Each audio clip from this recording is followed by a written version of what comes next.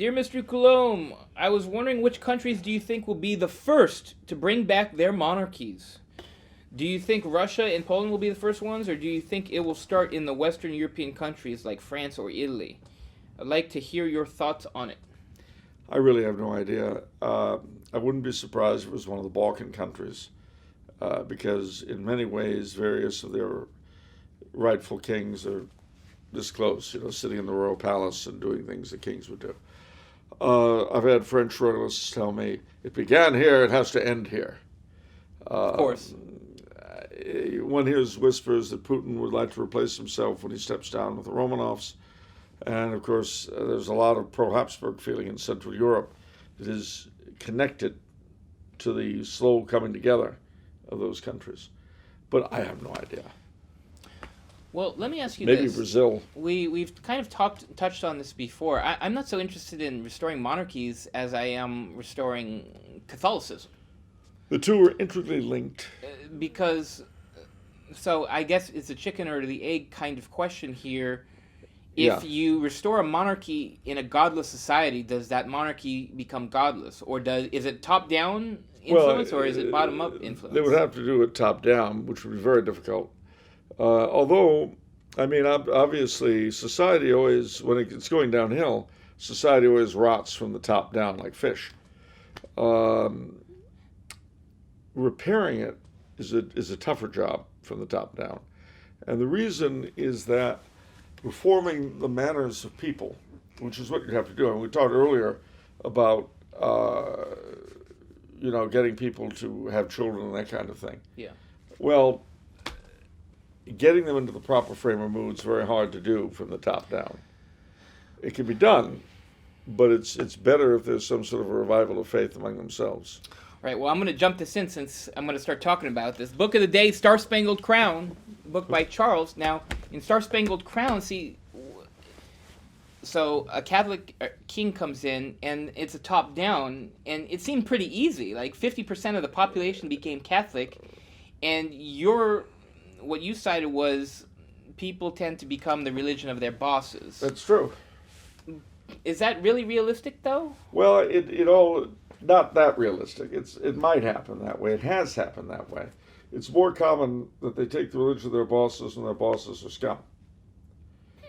Well, no, it's true, because, I mean, you look, for instance, at Austria-Hungary prior to 1918.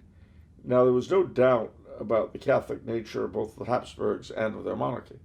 Absolutely no doubt. But Protestants, Eastern Orthodox, and Jews had a pretty decent position in society. Admiral Horthy, for instance, the last commander of the Imperial Navy, was a Calvinist. Yeah.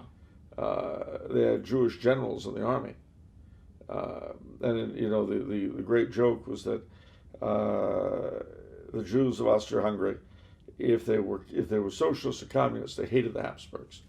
If they were anything else, from Orthodox wearing the funny clothing to intellectual music lovers, they loved the Habsburgs.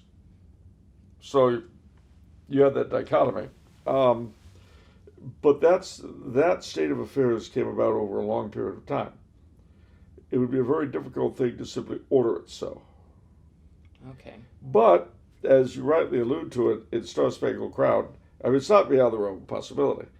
I find the events of Star Spangled Crown, and I wrote it, so I know what I'm talking about, although interesting.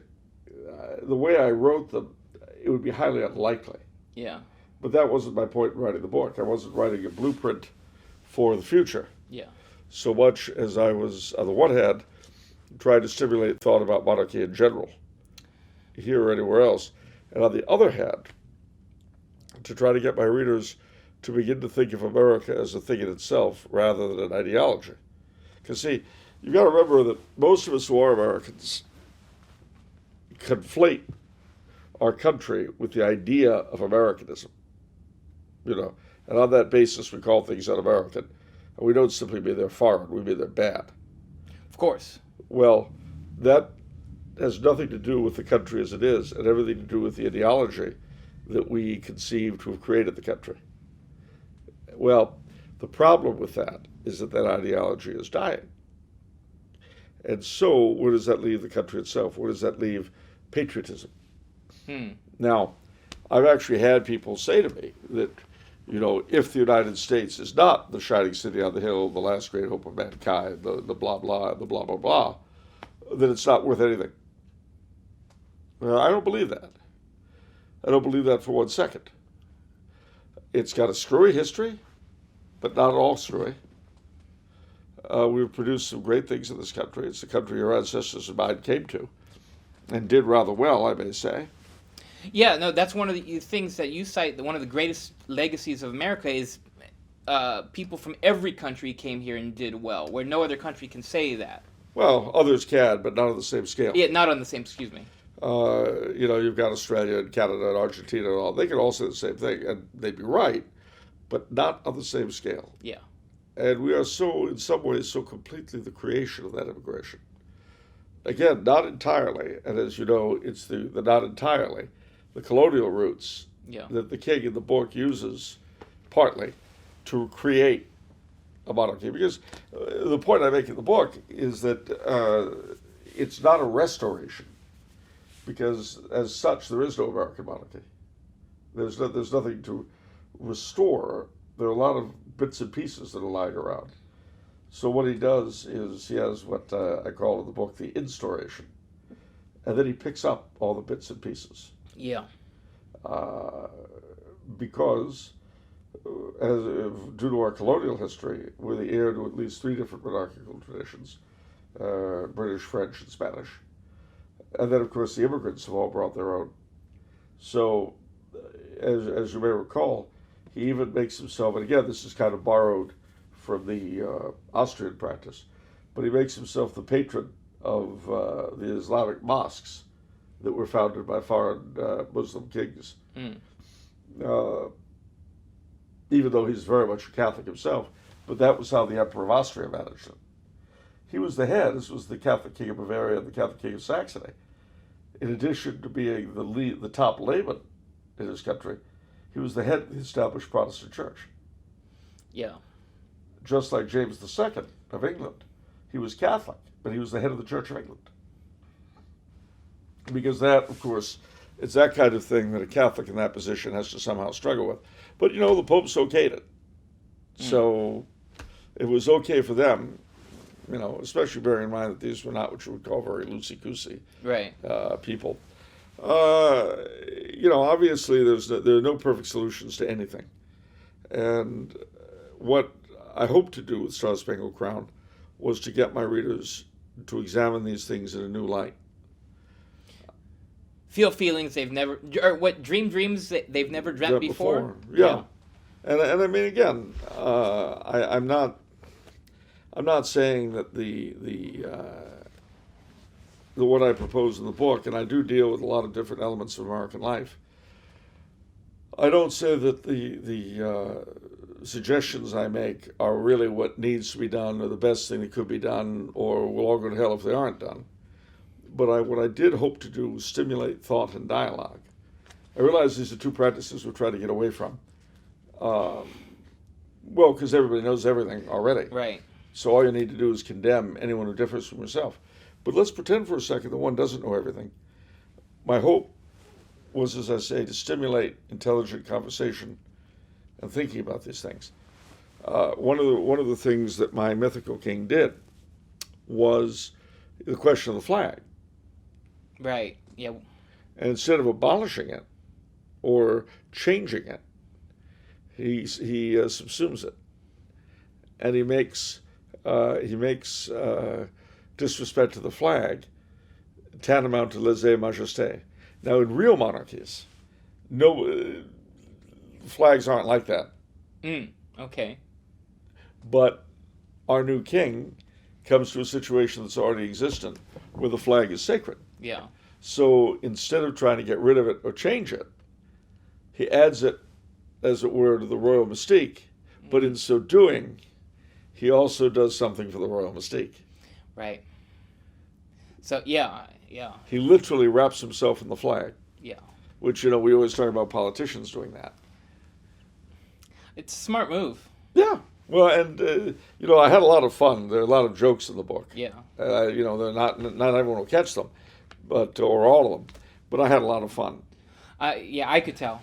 I did like referring to Ethel Merman's, I think, 1949 musical "Call Me Madam" as the biopic of President Truman's ambassadors to Lichtenberg. Yeah. I enjoyed that. My favorite is I forgot the Spanish name. It's like Cazadores del Rey or something, but the Hunters of the King. Yeah, the Cazadores del Rey.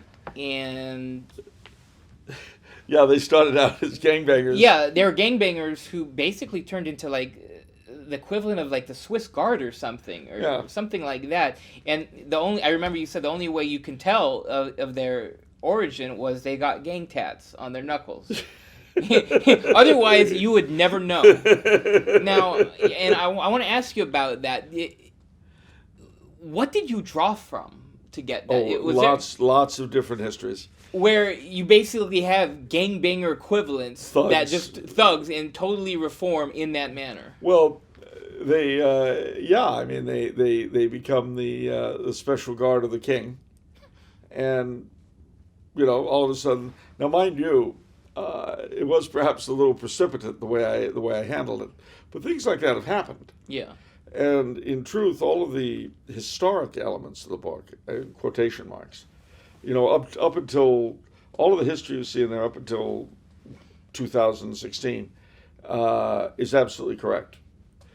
But the history of the monarchy itself and the different things that happened, obviously I made all that up, but they were all drawn from real world parallels. Yeah. So, for instance, the scene where you may remember the youngest son of the king is killed fighting in Liberia.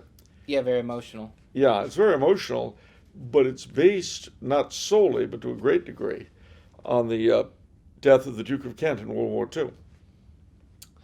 Yeah, it seems like there you really wanted to highlight the emotion and the personal relationship that a monarchy has to the people compared to perhaps our current system. Yeah, and of course, in doing that, my fictional author, who is my as yet unborn great nephew, I had a lot of fun both with his character and constructing him, because I had to do that for him to write the book. Yeah. But also, he explained the great paradox, which is that on the one hand, he was trying to give an impersonal description of the way the monarchy works, but by the same token, monarchy being an extremely personal form of government, it would be a distortion not to introduce that personal element. So, but while all that section is fictional, it's drawn from real-world parallels. Right. Okay, so let's touch on, again, the question of restoration, because I think that's one of the difficult parts. In the book, in the beginning, honestly, it's not a serious part like the restoration part. It's because it's one of the most difficult, I think, questions of Marcus, like how would a restoration happen? And so you kind of, is it fair to say you dodge it a little bit? I dodge it completely. You dodge it completely. I needed the Republic to end, so guess what happened?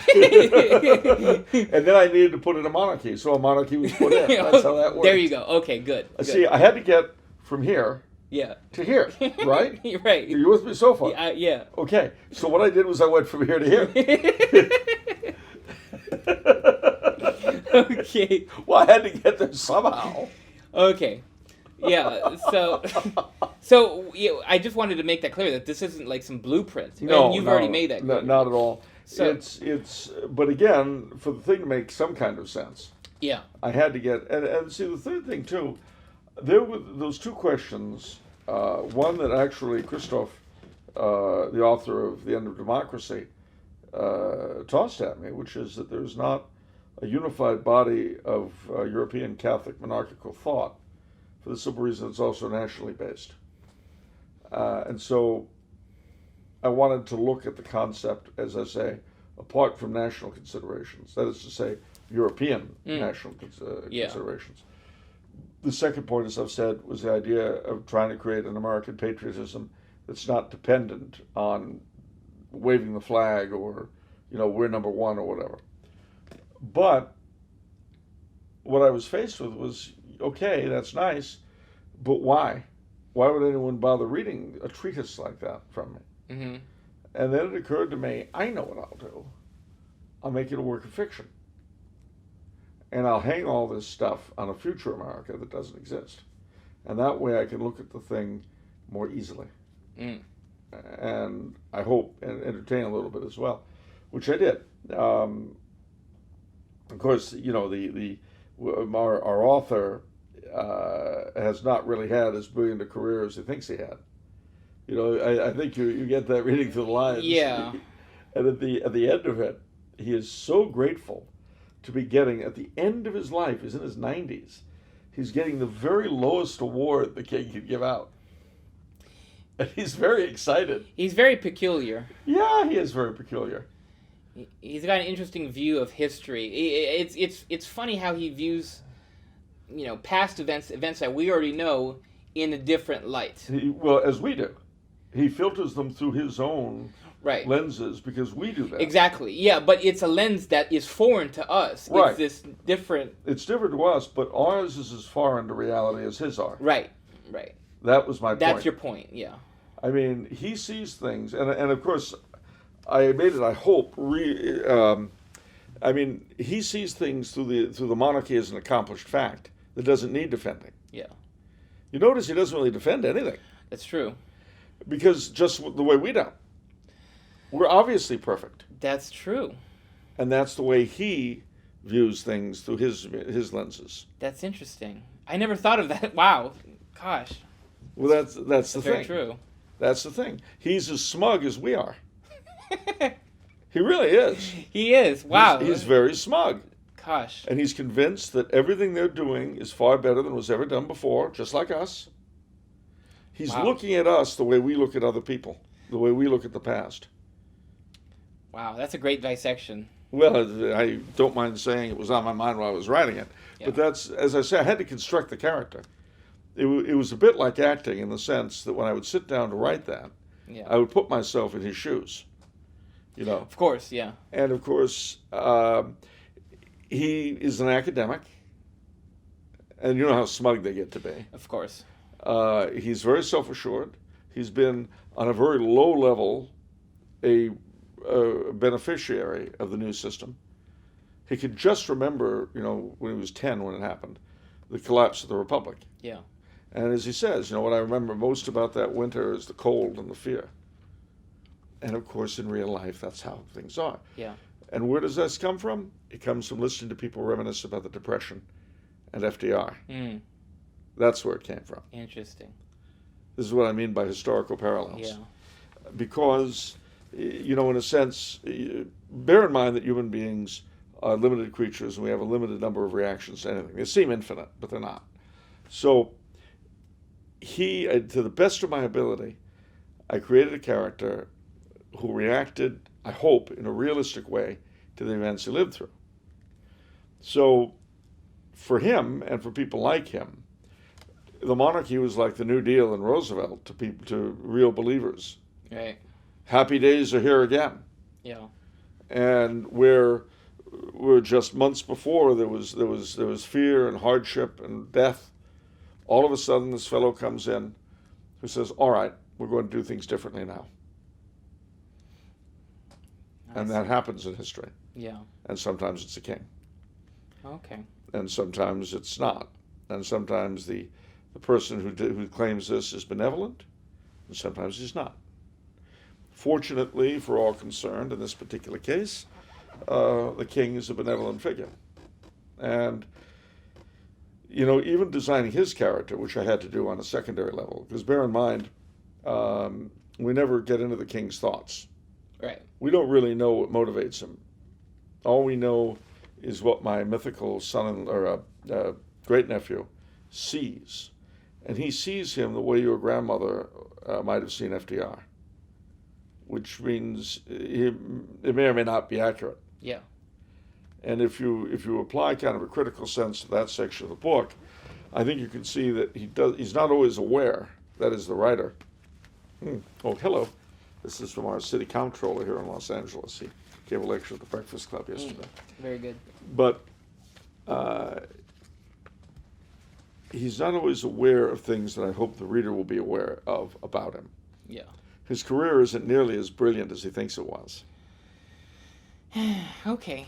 So, So buy Star Spangled Crown, TumblrHouse.com. About $14, I think. $13, $14. Signed. All of Charles's books signed. That's why you should buy from TumblrHouse.com. for the moment. For the moment. I'm going home. But I'm not done with this this restoration question because it's so interesting. Because it's a big... Well, it's a question, don't forget, and this is another point I want to make, even though I'm eccentric. Anyone who has any idea that's different from what we have now, the caprocracy under which we labor, if you've got any other view that you think is correct, I don't care what it is. I don't care if you're a libertarian, I don't care if you're a constitutionalist, I don't care if you're a federalist, a distributist, a neo-confederate, I don't care what you are. If you think there's a better way than what we have,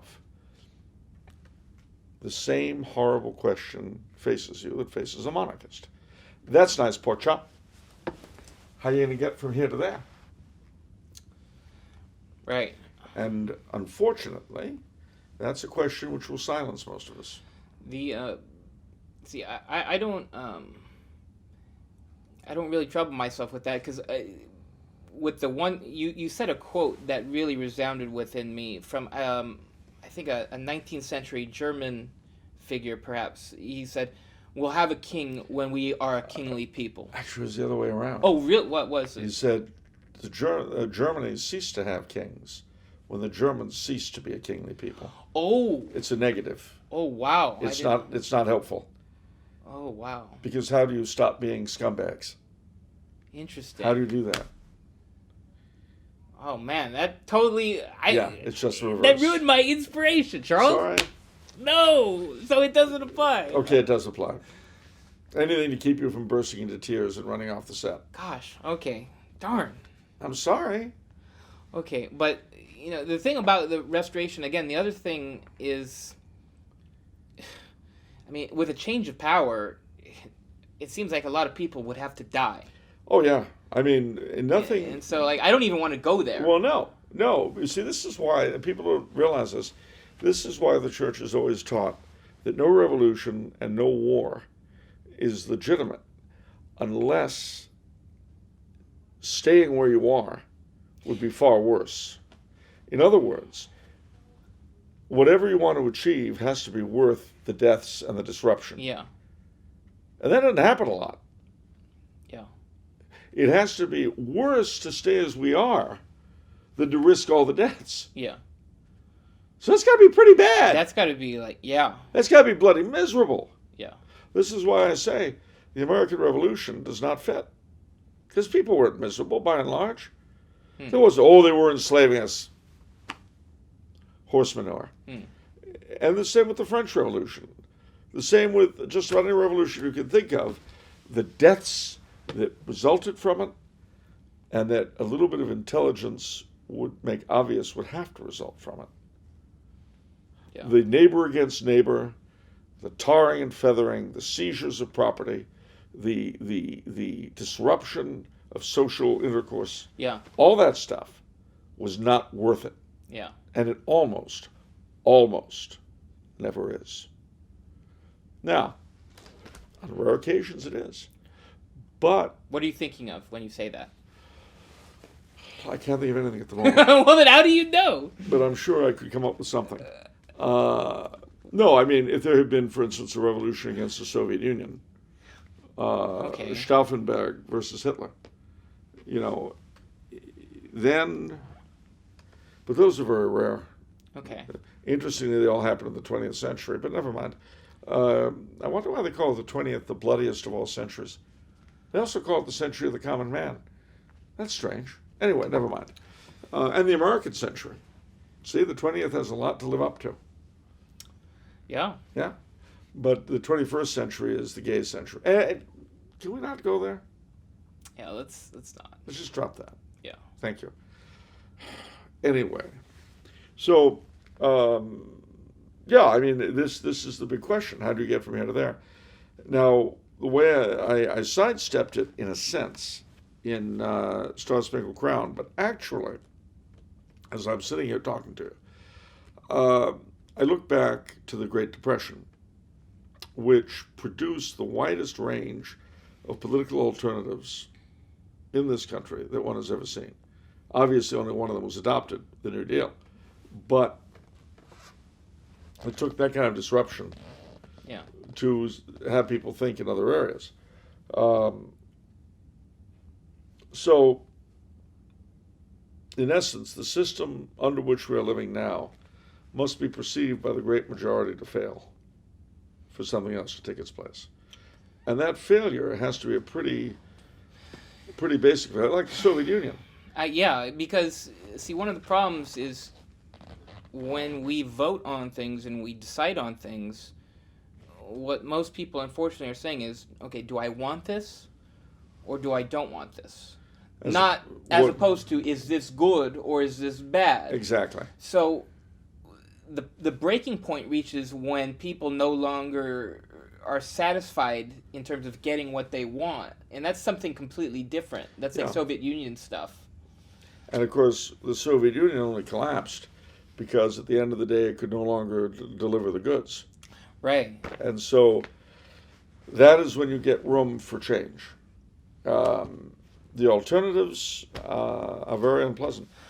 Unfortunately, and I'm reminded of another quote because... Well, there is a third possibility, of course, and this touches on where we began. If there were a religious revolution in this country, then the institutions would change, as they did in Rome when Christianity triumphed. The pagan Roman Empire was by no means the same place as the Christian. So, but those things, they came about. The conversions of various peoples came about because of pre-existing problems. The old gods have failed us. Now what do we do? Well, okay, that's nice. How did they fail you? We had wars, we had famines, we had floods. Well, notice there's a price to that. Yeah. You ever have a war or a famine or a flood where nobody either died or was inconvenienced? No. No. It's just, this is awful. This terrible war is going on. No one's died. And there's been no property damage, but it's really upsetting. Well, those things don't happen. The Cold War. Oh, there were hot wars in the midst of the Cold War. Don't you kid yourself. They were pretty terrible too, some of them. And we had I once hurt my knee through the Cold War. No, we did a drop and cover. I had to get under my desk, but I bumped my knee against the leg of the desk. I am a veteran of the Cold War. I was wounded in the Cold War, and I didn't get any Purple Heart. Battle of Wounded Knee? Yeah, my personal wounded knee. I do think Sister Mary Esther did anything for me. I said, Sister, I bumped my knee. She said, poor baby, get up. See, this is how a veteran of the Cold War was treated after his suffering his battle-connected injury. Sad. Yeah, I think so. But one last thing. I know we've touched on this so long, but I can't help it because I'm reminded of something very poignant that you said in terms of, okay, what's the breaking point? What gets us to action? And like, how far are we from there, right? Like, how far are we from the breaking point? And I'm reminded of your quote because you think we're very far because you said, because you cite our obesity problem. Yeah. Right? See, because Not that we have one. When everything is so bad that, nutrition becomes an issue, then, That's when you've got problems. That's when you got problems. Until then, people will put up with a lot.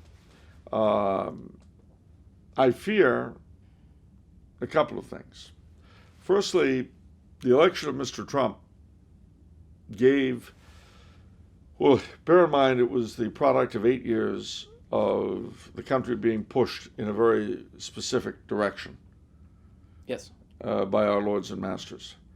So, the reaction on the part of a lot of people was to vote for Mr. Trump, successfully as it turned out. And so there he is, as sovereign of a little over half of the population, maybe more. Unless the economy tanks, I predict that he, like Criswell, that he will be elected in 2020, re-elected. But when his 8 years are up, it'll be back to the feeding frenzy. Now, if the Democrats manage to get one of the sorts of sideshow freaks they've been exhibiting as president, what you saw in the last couple of years under Obama will seem moderate. And what will the response to that be? Not too much unless and until the economy tanks. But under that kind of leadership, the economy has a much better chance of tanking. So you've got all the Antifa, for instance, in Portland. The police not doing anything about it. Imagine that there's hunger in addition, and Antifa acts up. Well, there's going to be a lot of dead Antifa, and not from the cops. Yeah. You've been saying this for a while. I have, now. And I believe it to be true. I believe that what our lords and masters don't understand is that the people that they're smacking around and kicking in the gut are not like them. They're not nice people. They're not Chardonnay sippers. And it takes a lot to get them upset and riled up. I mean, really upset. But if you finally manage to do it, they're not fun. I mean, I remember during one of the riots in Milwaukee, and I hasten to answer that I do not view this in racial terms. This particular episode was a black riot, but it's rather more complex than mere race. But in this particular case, blacks rioting in Milwaukee. And it was during that the black sheriff there in Milwaukee. That's my favorite sheriff, Sheriff David Clark. He declared that Obama had declared war on law enforcement. Which he did. Well, which he did, but imagine a future Obama on steroids as president. Yeah. And how will law enforcement react then? Well, that's true. Yeah. So, I mean, one of the things in my book, you may recall, were the police of a large city in the Northeast applauding and laughing. Yeah, they let it burn. And encouraged the rioters. What they let burn was the mayor's house. Yeah. Now, of course, that mayor was vaguely based upon the mayors of Baltimore, who encouraged the rioters. You would get that kind of payback. Yeah, I remember because I knew cops, young cops at that time, and they were scared. Oh, yeah. They were really scared. Yeah. And what you see, part of the problem that our lords and masters have, they don't realize that if you want to maintain power, you don't smack around the means of your maintaining power, the police and the military. Yeah. You don't do that. Well, unless you're stupid. Yeah. Which. Yeah. Well, anyway. So, the thing is then that under those circumstances, the rioters were burning their own neighborhoods. And I remember this one lady, a shop owner, a black lady on TV, she says, why don't you go after a white neighborhood? Well, the problem with them going after a white neighborhood in the suburbs of Milwaukee is that they're armed to the teeth. And they get shot dead.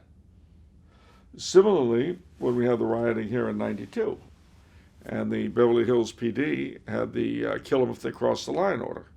And they did. The mob crosses the line, pop, pop, pop, and suddenly there's no more rioting at Beverly Hills. That is what our lords and masters forget. Yeah. Now, I've quoted it many times this past year. I'm going to quote it again. There's the hard rains are going to fall.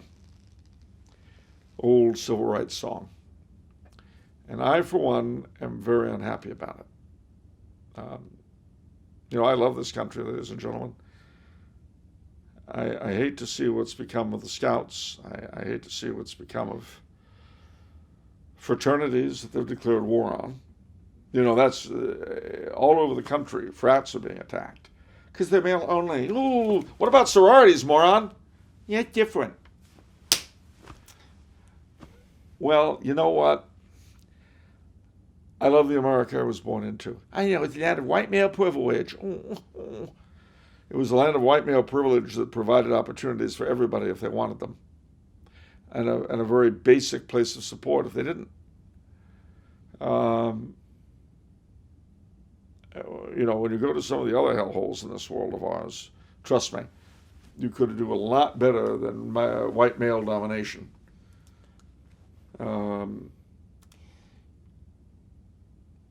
The good news, however, is that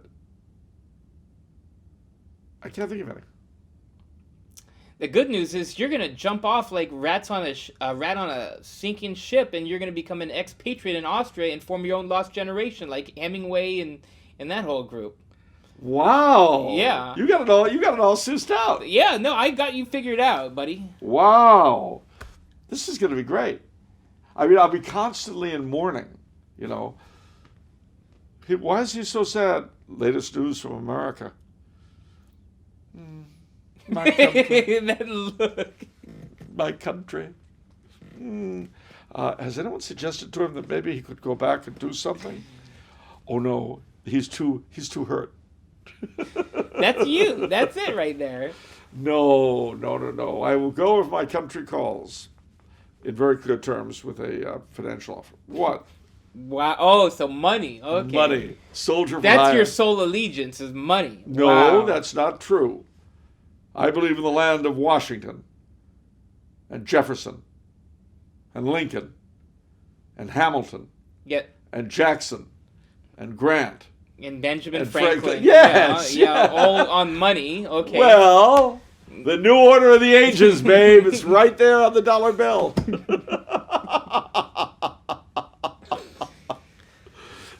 That was fun. Okay, what else we got?